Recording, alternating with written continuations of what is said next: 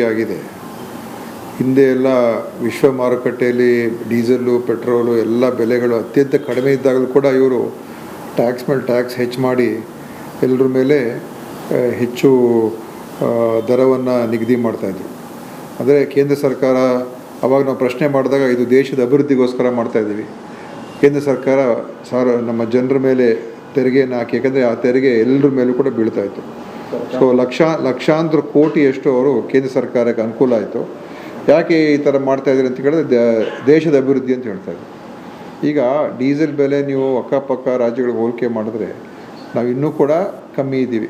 ಈ 2 ರೂಪಾಯಿ ಬೆಲೆ ಏರಿಕೆ ಆದ ನಂತರ ಕೂಡ ನಾವು ಅಕ್ಕಪಕ್ಕ ರಾಜ್ಯಗಳಿಗಿಂತ ಕಮ್ಮಿನೇ ಇದ್ದೀವಿ. ತಮಿಳುನಾಡು, ತೆಲಂಗಾಣ, ಆಂಧ್ರ, ಕೇರಳ, ಮಹಾರಾಷ್ಟ್ರ ಎಲ್ಲ ರಾಜ್ಯಗಳಿಗಿಂತ ನಾವು ಕಮ್ಮಿನೇ ಇದ್ದೀವಿ. ಒಂದು ಕೇಂದ್ರದಲ್ಲಿ ಈಗ ಟೋಲನ್ನು ಹೆಚ್ಚು ಮಾಡಿದ್ದಾರೆ, ಬೇರೆ ಹಲವಾರು ರೀತಿಯಾಗಿ GST ಇಂದ ಆಗಿರುವಂಥ ಟ್ಯಾಕ್ಸ್ ಹೆಚ್ಚಾಗಿರುವಂಥದ್ದು ಕೂಡ ಪ್ರತಿಯೊಬ್ಬ ವ್ಯಕ್ತಿಗೂ ಕೂಡ ಅದರಿಂದ ತೊಂದರೆ ಆಗಿರುವಂಥದ್ದು ನಾವು ನೋಡಿದ್ದೀವಿ. ಆದರೆ ಅದನ್ನ ಬಗ್ಗೆ ಮಾತಾಡೋಕ್ಕೆ ಹೋಗೋದಿಲ್ಲ, ಇಲ್ಲಿ ಮಾತ್ರ ಮಾತಾಡ್ತಾ ಇದ್ದಾರೆ. ಮತ್ತು ಅವ್ರಿಗೇನು ಬೇರೆ ಇಶ್ಯೂ ಇಲ್ಲ. ಆ ಕಾರಣದಿಂದ ಇವತ್ತು ರಾಜ್ಯ ಸರ್ಕಾರಕ್ಕೆ ಹೇಗೆ ನಾವು ಇಕ್ಕಟ್ಟಿಗೆ ಸಿಲುಕಿಸ್ಬೋದು ಅಂತ ಉದ್ದೇಶ ಇಟ್ಕೊಂಡು ವಿರೋಧ ಪಕ್ಷ ಅವ್ರ ಡ್ಯೂಟಿ ಇದೆ, ನಾನು ಇಲ್ಲ ಅಂತ ಹೇಳೋದಿಲ್ಲ. ವಿರೋಧ ಪಕ್ಷದವರು ಅವರು ಜವಾಬ್ದಾರಿಯುತವಾಗಿ ನಡ್ಕೋಬೇಕು. ರೈಟ್. ದಿನೇಶ್ ಗುಂಡೂರಾವ್ ಏನೇನು ಹೇಳಿದ್ರು ಅನ್ನೋದನ್ನ ನೋಡಿದ್ವಿ. ಪ್ರೆಸ್ ಮೀಟ್ ಕರೆದಾಗ ಅವ್ರು ಹೇಳಿದ ಒಂದಷ್ಟು ಅಂಶಗಳು. ಸೊ ನಾವು ಅದ್ರ ಬಗ್ಗೆ ಕೂಡ ಮಾತಾಡೋಣ. ಎಲ್ಲ ಅತಿಥಿಗಳು ಏನೇನು ಹೇಳ್ತಾರೆ, ಜನ ಏನು ಹೇಳ್ತಾರೆ, ಎಲ್ಲದರೂ ತಿಳ್ಕೊಳ್ಳೋಣ. ಖರ್ಚು ಹೆಚ್ಚಾದಾಗ ನಾನು ವಕ್ತಾರ ಕೇಳೋಕೆ ಬಯಸ್ತೀನಿ. ಖರ್ಚು ಹೆಚ್ಚಾದಾಗ ಆದಾಯ ವೃದ್ಧಿ ಮಾಡ್ಕೊಳ್ಳೋಕ್ಕೆ ಎಲ್ಲ ಸರ್ಕಾರಗಳು ಮಾಡ್ತವೆ, ನಾವು ಮಾಡಿದ್ದೀವಿ. ಹಂಗೂ ಅಷ್ಟು ಮಾಡಿನೂ ಕರ್ನಾಟಕದಲ್ಲಿ ಬೆಲೆ ಬೇರೆ ರಾಜ್ಯಗಳಿಗಿಂತ ಕಡಿಮೆ ಇದೆ ಅಂತ ದಿನೇಶ್ ಗುಂಡೂರಾವ್ ಹೇಳ್ತಾರೆ. ಏನು ಹೇಳಕ್ ಬಯಸ್ತೀನಿ?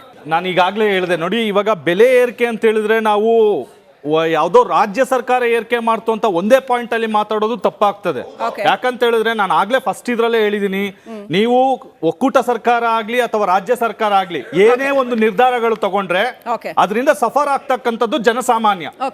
ಈಗ ಅಂಕಿ ಅಂಶ ಸ್ವಲ್ಪ ತಪ್ಪಾಗಿ ಕೊಟ್ಟರು. ಹಣದುಬ್ಬರ ಯಾವ್ಯಾವ ರೀತಿ ಇದಾಗಿದೆ ಅಂತ ಹೇಳಿ. ಹಣದುಬ್ಬರ 2022ಕ್ಕೆ ಸರ್ 2021ಕ್ಕೆ 13.83 ಇತ್ತು. 2022ಕ್ಕೆ 14 ಅವರೇಜ್ ಹೇಳ್ತೀರಾ, ಆದ್ರೆ ಆ ವರ್ಷದ ನಾನು ರೆಕಾರ್ಡ್ ಆಗಿರೋದು ಹೇಳ್ತಾ ಇದ್ದೀನಿ. ಸೊ ಆಮೇಲೆ 45 ವರ್ಷಗಳಲ್ಲಿ ನಿರುದ್ಯೋಗದ ಅತ್ಯಂತ ಉನ್ನತ ಸ್ಥಾನದಲ್ಲಿ ನಿರುದ್ಯೋಗದ ಪ್ರಮಾಣ 45 ವರ್ಷದಲ್ಲಿ ಯಾವುದೇ ರೀತಿಲೂ ಅಂದ್ರೆ ಏರಿಕೆ ಸ್ಥಿತಿಯಲ್ಲಿ ಈ ವರ್ಷ ನಾವು ಇದೀವಿ. ಅಂದ್ರೆ ವರ್ಷದಿಂದ ವರ್ಷಕ್ಕೆ ನಿರುದ್ಯೋಗ ಅಂತಕ್ಕಂಥದ್ದು ಏರಿಕೆ ಆಗ್ತಿದೆ, ಇನ್ನೊಂದ್ ಕಡೆ ಬೆಲೆ ಏರಿಕೆ ಅಂತಕ್ಕಂಥದ್ದು ಆಗ್ತಾ ಇದೆ. ಇರ್ಲಿ, ಇವರು ಕೇಂದ್ರ ಸರ್ಕಾರವನ್ನ ಸಮರ್ಥನೆ ಮಾಡಿಕೊಂಡು ಟೋಲ್ಗಳಲ್ಲಿ ನೀವು ಎಷ್ಟು ಬಾರಿ ಏರಿಕೆ ಮಾಡಿದೀರಾ? ಕಳೆದ 3 ತಿಂಗಳಿಗೆ ಒಂದೊಂದು ಬಾರಿ ಬಿಜೆಪಿ ಸರ್ಕಾರ ಏರಿಕೆ ಮಾಡಿದೆ.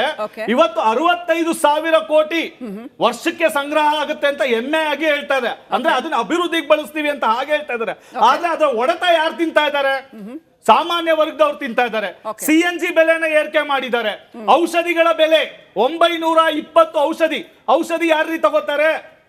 ರೋಗ ಬಂದಿರೋರು ಇವರು. ಇವತ್ತು ಹೌದು ಬಿಜೆಪಿ ಸರ್ಕಾರ ಮಾಡಿ ನಾವ್ ಹೇಳ್ತಾ ಇರೋದು, ಯಾರೋ ಒಬ್ಬರಿಂದ ಒದೆ ತಿಂತಾ ಇಲ್ಲ ಜನ, ಎರಡೂ ಸರ್ಕಾರಗಳಿಂದ ಒದೆ ತಿಂತಾ ಇದ್ದಾರೆ.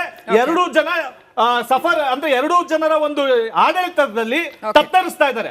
ಮತ್ತೆ ಮುಖ್ಯವಾಗಿ ಇವು ಎಲ್ಲಾ ಪಾರ್ಟಿಯವ್ರಿಗೂ ನಾನು ಕೇಳ್ತೀನಿ, ಈ ರೀತಿ ಒಂದು ಬೆಲೆ ಏರಿಕೆ ಸಂದರ್ಭ ಇದ್ದಾಗ ಮೊನ್ನೆ ಸೆಷನ್ ನಡೀತದೆ, ಅಲ್ಲಿ ನೀವು ಶಾಸಕರು ಮತ್ತು ಸಚಿವರ ಸಂಬಳವನ್ನ 100% ಏರಿಕೆ ಮಾಡ್ಕೋತಾರೆ. ಯಾರಾದ್ರೂ ಒಬ್ರು ಮಾತಾಡಿದ್ರ 100% ಏರಿಕೆ ನೋಡಿ, ಅದನ್ನ ಹೇಳ್ತೀನಿ.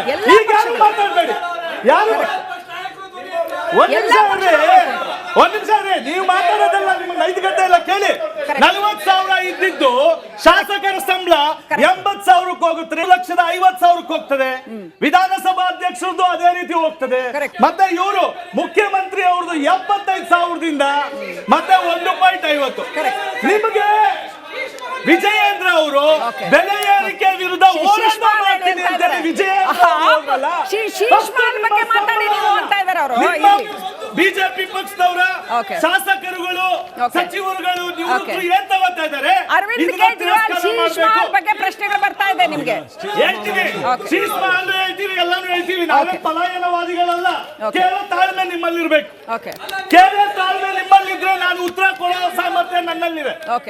ನೀವು ಶೀಸ್ಮಾಲ್ ನೋಡಿ, ಇದು ಅಪ್ರಸ್ತುತ ಹೇಳ್ಬೇಕು ಹೇಳ್ತೀನಿ. ಶೀಸ್ಮಾಲ್ ನೋಡಿ, ಶೀಸ್ಮಾಲ್ 33 ಕೋಟಿ ರೂಪಾಯಿ ವೆಚ್ಚ ಆಗಿರೋದು ಶೀಸ್ಮಾಲ್. ಒಂದ್ ನಿಮಿಷ ಹೇಳಪ್ಪ,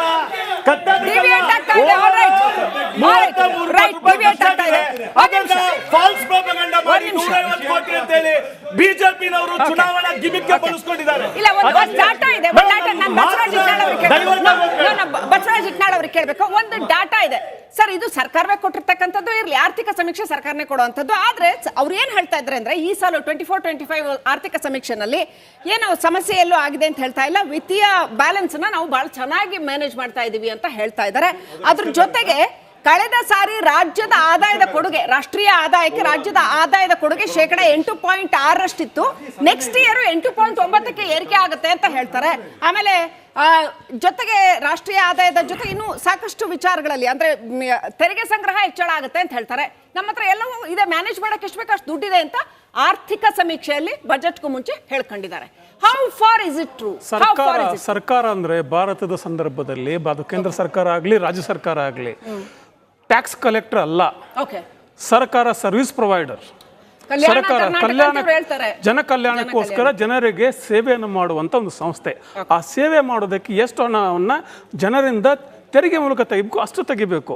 ನನ್ನ ಸಂಸ್ಥೆ ಲಾಸ್ ಅಲ್ಲಿದೆ, ಲಾಭ ಮಾಡ್ಕೋಬೇಕಂದ್ರೆ ನೀವೇನು ಪ್ರೈವೇಟ್ ಕಂಪನಿ ನಡೆಸ್ತಿದ್ದೀರಾ ಒಂದು. ಆಮೇಲೆ ಈಗ ಸ್ವಲ್ಪ ಈ ಒಂದು ಇಲ್ಲಿ ಚರ್ಚೆ ನಡೀತಲ್ಲ ವೀಕ್ಷಕರ ಜೊತೆಲೆ, ಈಗ BJP tax versus Congress tax ಚರ್ಚೆ ಅಲ್ಲ. ಬಿಜೆಪಿ ಟ್ಯಾಕ್ಸ್ ಜಾಸ್ತಿ ಮಾಡಿದ್ರೆ ಅದನ್ನು ಟೀಕೆ ಮಾಡೋಣ, ಅದನ್ನು ಟೀಕೆ ಮಾಡಿದ್ರೆ ಕೂಡ ಹಿಂದೆ. ಇವತ್ತಿನ ನಿರ್ಧಾರದ ಬಗ್ಗೆ ನಾವು ಇವತ್ತು ಚರ್ಚೆ ಮಾಡ್ತಿದ್ದೇವೆ, ಈಗಿನ ಸದ್ಯದ ನಿರ್ಧಾರದ ಬಗ್ಗೆ. ಹಾಗಂತೇಳಿ ಬಿಜೆಪಿ ಹೆಚ್ಚು ಮಾಡಿದ ಟ್ಯಾಕ್ಸ್ಗಳನ್ನ ಬಿಜೆಪಿ ಕಾರ್ಯಕರ್ತರಿಗೆ ಟ್ಯಾಕ್ಸ್ ಫ್ರೀ ಅಲ್ಲ, ಖಂಡಿತ ಅಲ್ಲ. ಕಾಂಗ್ರೆಸ್ ಮಾಡಿದ ಟ್ಯಾಕ್ಸ್ಗಳಿಗೆ ಕಾಂಗ್ರೆಸ್ ಕಾರ್ಯಕರ್ತರಿಗೆ ಟ್ಯಾಕ್ಸ್ ಫ್ರೀ ಅಲ್ಲ, ಅವರು ಟ್ಯಾಕ್ಸ್ ಕೊಡಬೇಕು. ಈ ಒಂದು ಪರಿಜ್ಞಾನ ಇಟ್ಕೊಂಡು ಮಾತಾಡಬೇಕು. ಇದು ಜನಸಾಮಾನ್ಯರ ದೈನಂದಿನ ಬದುಕಿನ ಸಮಸ್ಯೆ. ಇದು ಜನಸಾಮಾನ್ಯರಿಗೆ ಉದ್ಯೋಗ ಇಲ್ಲ, ಆದಾಯ ಇಲ್ಲ. ಒಬ್ಬ ಆಟೋ ಓಡಿಸುವಂತ ಮನುಷ್ಯ ಆತರ ಹೊಟ್ಟೆ ಉರ್ಕೊಂಡು ಬರಿಬೇಕಾದ್ರೆ ಎಷ್ಟು ಕಷ್ಟ ಆಗಿರ್ಬೇಡ ಅವನಿಗೆ. ಅವ್ನು ಪ್ರತಿಯೊಂದಕ್ಕೂ ದುಡ್ಡು ಕೊಡ್ಬೇಕು, ಅವ್ನು ಕಷ್ಟ ಕೇಳೋರಿಲ್ಲ. ಈಗ ನೀವು ಗ್ಯಾರಂಟಿ ಅಂತ ಹೇಳಿದ್ರಿ, ಗ್ಯಾರಂಟಿ ಯೋಜನೆ ತೂಗಿಸ್ಕೋಕಂತ ಮೊದಲು ಹೇಳಿದ್ರಿ, ಆಮೇಲೆ ನಾವು ಆದಾಯ ತೂಗಿಸ್ಕೊಂತ ಇನ್ನೊಂದ್ಸರ್ತಿ ಹೇಳಿದ್ರಿ.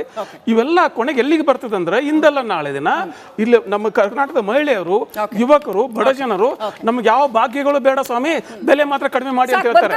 ಬದುಕಕ್ಕೆ ಉದ್ಯೋಗ ಕೊಡಿ, ಗ್ಯಾರಂಟಿ ವಾಪಸ್ ತಗೊಂಡ್ಬಿಡಿ ಅಂತ ಹೇಳ್ಬೇಕಾಗ್ತದೆ. ಅಲ್ಲಿವರೆಗೂ ಬರ್ತದೆ. Because this is unprecedented. ಯಾವುದೇ ಒಂದು ಎಕ್ಸೆಪ್ಷನ್ ಇಲ್ಲ.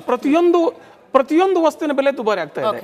ಒಂದ್ಯಾವ್ದು ಎಕ್ಸೆಪ್ಷನ್ ಇಲ್ಲ. ಕೇಳಕ್ ಇಷ್ಟಪಡ್ತೀನಿ, ದಿನೇಶ್ ಗುಂಡೂರಾವ್ ಅವರು ಹೇಳಿದ್ರು, ನಾವು ಪ್ರತಿಯೊಬ್ಬರಿಗೂ ಸಹಾಯ ಮಾಡಿದೀವಿ, ಆಶಾ ಕಾರ್ಯಕರ್ತರಿಗೆ ಸಹಾಯ ಮಾಡಿದೀವಿ, ಅಂಗನವಾಡಿ ಕಾರ್ಯಕರ್ತರಿಗೆ ಸಹಾಯ ಮಾಡಿದೀವಿ, ನಾವು ನಮ್ಮ ಹತ್ರ ರಿಸೋರ್ಸ್ ಕಲೆಕ್ಟ್ ಮಾಡ್ಕೊಂಡು ಗ್ಯಾರಂಟಿ ಯೋಜನೆಗಳನ್ನ ಮಾಡ್ತಾ ಇದೀವಿ, ಇಡೀ ದೇಶದಲ್ಲೇ ಅತಿ ಕಡಿಮೆ ಹಾಲಿನ ಬೆಲೆ ನಮ್ದು ಅಂತ ಹೇಳಿದ್ರು.